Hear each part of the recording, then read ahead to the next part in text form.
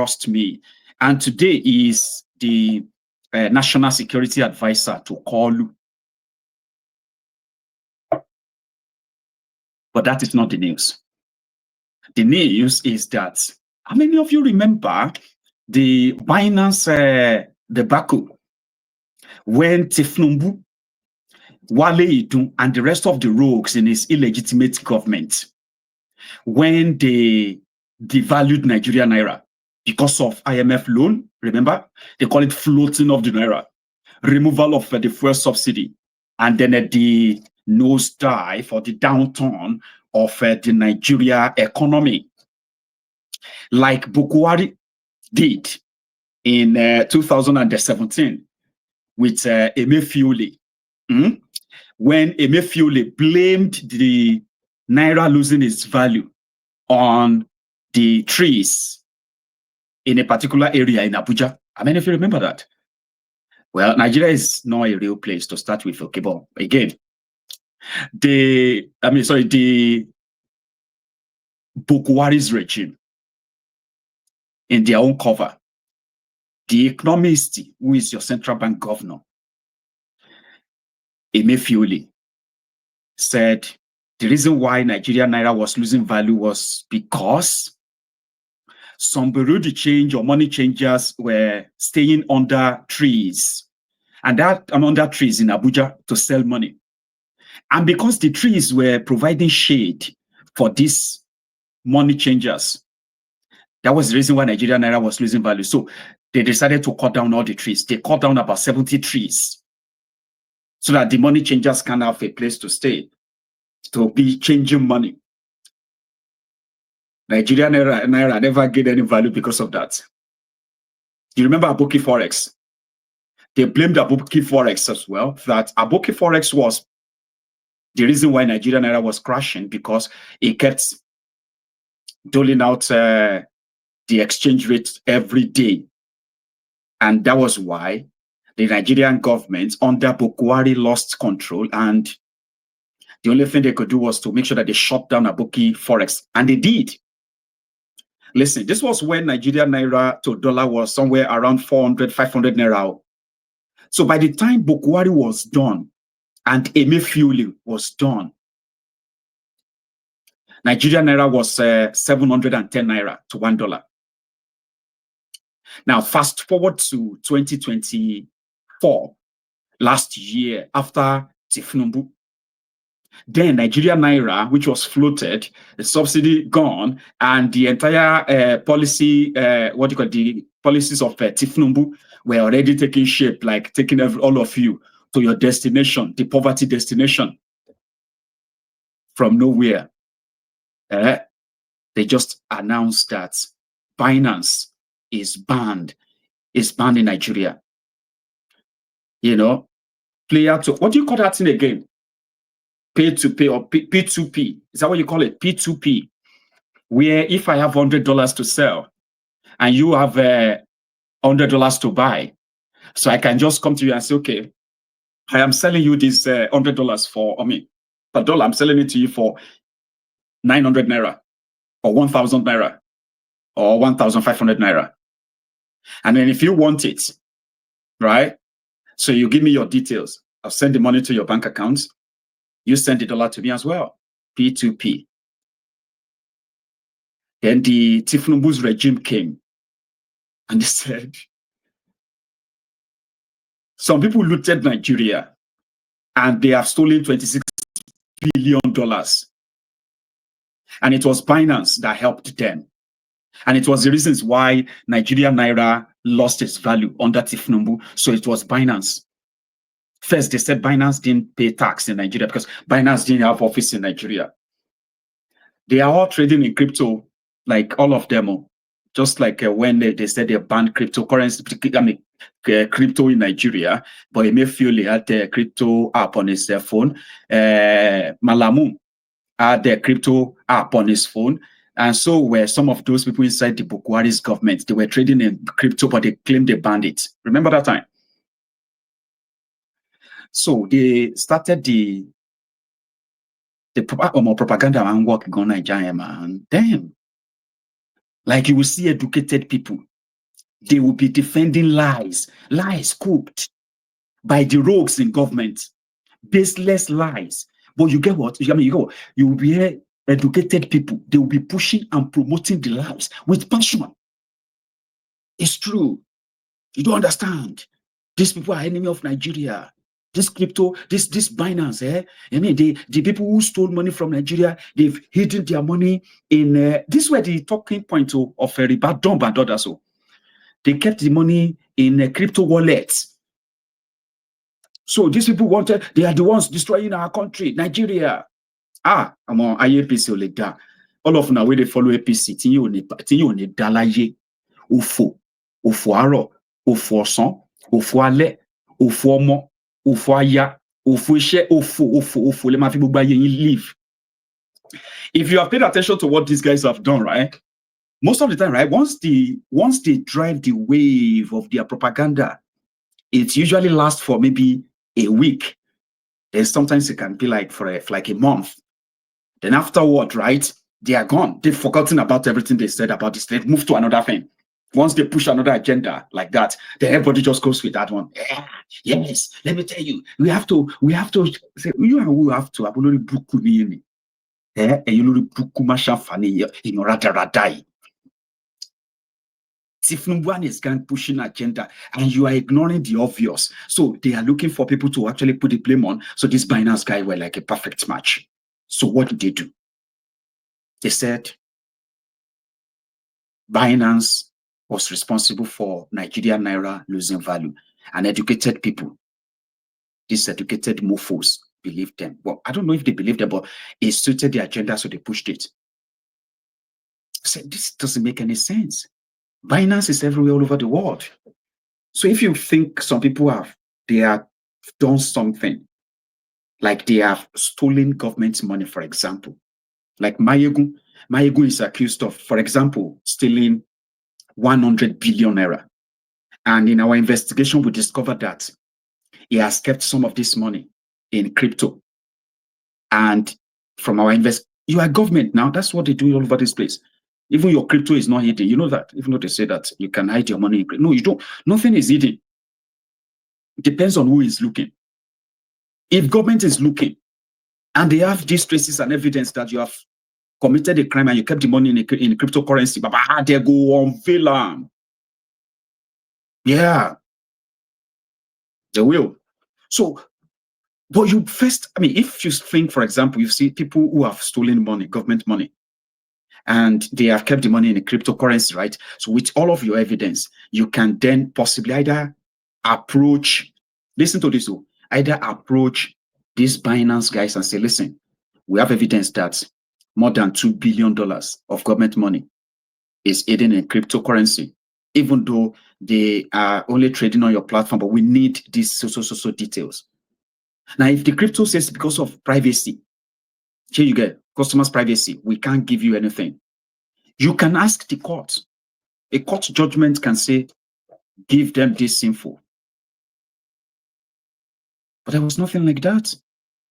So when these guys arrived Nigeria,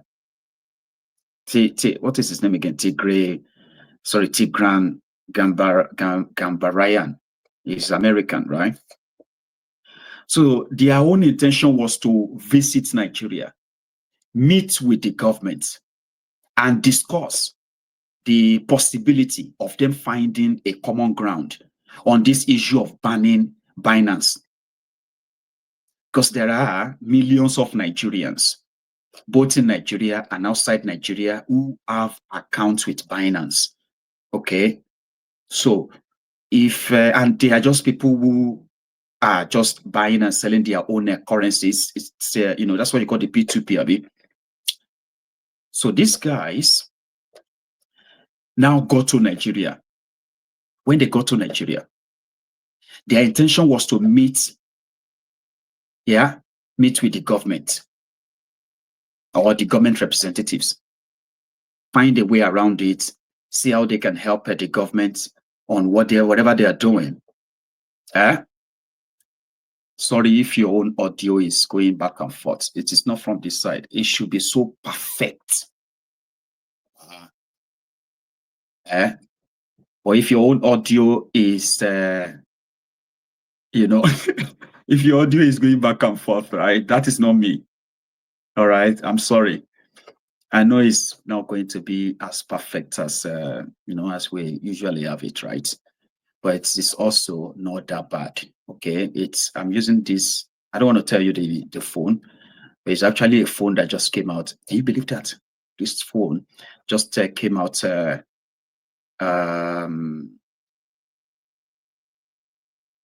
I think it was on a Thursday. Do you believe that? Yeah. So it's a brand new phone and a very sophisticated one indeed. So audio should be fine. I mean, should be fine. It is the video that I'm not sure is going to be like so great, but people said it is manageable, and that's all we need. You get me now? So it should be manageable.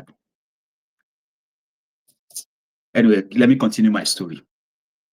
So this Tigrayan guy, let me see if I can put his picture up. You can remember the guy that was taken to the courts every now and then there, right? That's him. Yeah. If you know what I'm talking. It is Android though, because me, I know they use iPhone. I don't like iPhone. So, but I'm talking about a phone that is just about 4 days old. Imagine. Anyway, so when they got to Nigeria, the first set of people, I'm coming. I want to bring up a particular image as well. Give me a sec. What's this lady's name? Okay, don't worry. So when they got to Nigeria, they said the House of Representatives invited them. House of Representatives Nigeria, they were investigating Binance. They launched probe into Binance. They don't know, these guys don't give a shit about Binance or anything, but typically, right? Milady Flora, it should be very clear, man. Check your own device, okay, please. And I'm so sorry if the audio is not as perfect as I expect it to be, though, but yeah, it should be fine. It should. So when they go to Nigeria, they said House of Representatives now called them.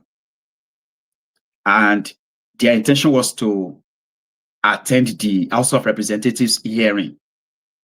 They didn't know that they are going to meet criminals. So to them, they thought, oh, they are doing, what do you call it? They are doing investigation and all of that. No, nobody is doing any investigation. That money-making thing. They were going online to go and read about countries that have, penalized Binance, like India, like UK, like the United States, who have charged them for financial impropriety.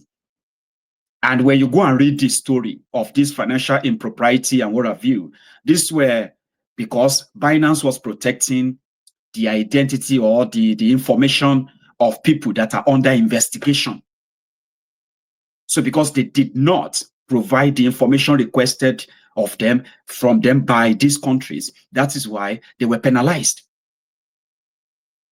But in the case of Nigeria, when they got to Nigeria, they said the House of Representatives, first, they said they put together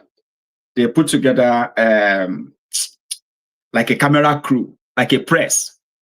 No press. So the cameras, they were not plugged, according to the guy, but they disguised them like the media is here. Okay. So if you have to go out and come back into the broadcast, maybe it will work for you. All right. So I know, but I mean, how would I know these NPCs? That's why I have to kind of try and respond once in a while if I can. I'm sorry. I know it's a bit of a distraction, okay? But I'm sorry. But let's continue. So he said when they got there, the House of Representative guys committee investigating how Binance affects Nigeria Naira. And then after all the talk, the next thing, the committee was demanding for $150 million as bribe. We thought you were investigating something. Like I said as well, like when these guys got to Nigeria, they expected the government of Nigeria to say, we are investigating this. And we need information on them. And this is what we found on them. The money stolen. But there was nothing like that. So House of Representatives was asking for $150 million from these guys who are just representing a company. And when they were not ready to play ball, that was when DSS got invited. DSS took these two guys representing Binance and they told them they've arrested them. Then they took them to Ribadu, NSA. So when they got to the NSA's office, Ribadu's office, another set of billing started. Look at these guys. The House of Representative members that demanded for money. Here is one of them. Okay. This one is Obina, right? Ginger, Obina, Onwusibe, this one. Among the committee members that demanded for ransom money. Here is another one. This one represents Ishiala, Ungwa North, Ishiala, Ungwa South Federal Constituency of Abia State. He's from Abia State. He's a Labour Party. Yeah, I heard that he's a Labour Party rep member. Now, here is another one. This one represents Ada Okweku Ogbadiba Federal Constituency. Now, his own name is Philip Agbese. See his face. The guys who wanted to collect $150 million. Here is the third one. Peter A. Apanke, who represents, what's this? I mean, this is not so clear. Who represents Obiaku Center. Okay, you know what? I can pick that up elsewhere. Anyway, these were the three guys that wanted to collect $150 million from Binance. So when they now go to the office of the NSA, another set of demand kicked off. In fact, you know what? Give me a sec. This is where I'm going to get it better. Okay. Pardon me. You know, normally, right, in our studio, all of this would have been like sorted one after the other. And, you know, I could be like jumping from one loop to another. But now I have to improvise. Okay. So thank you. Right. What is that? So first thing first. Okay. The faces. So you see that Peter Apanke. Where is Peter? Peter Apanke. Philip Agbese. This is Peter Apanke. See his face, right? Now, he represents Obanluku, Obudu, Bekwara constituency from Cross River State. Is a PDP. Philip Agbese, right? That one is, hang on, who is Philip? Yeah, Philip Agbese, which is this guy. He is from Ado, Okpoku, Ogbadibo, Federal Constituency of Benue State. The third one, Ginger, I've told you of that one. That one represents somewhere from Anambra. I'm sorry, Abia rather. Now, the fourth one, when they now go to the office of the NSA, ladies and gentlemen, there is a guy who is Ahmad Sahad Abubakar. He is EFCC's zonal head in Abuja. So they invited the EFCC. This is Ribadu now playing the script. So they invited the EFCC to come. Then within the EFCC, there's another guy called Olalekan Ogunjobi. Okay, he's a detective, EFCC detective. Then Ribadu himself. Now let me show you the face of Abubakar. This is Abubakar. That's Abubakar. Okay. Now, which is the EFCC zonal head, Abuja. Then you have Ogunjobi Olalekan. See Ogunjobi Olalekan. Ogunjobi Olalekan is EFCC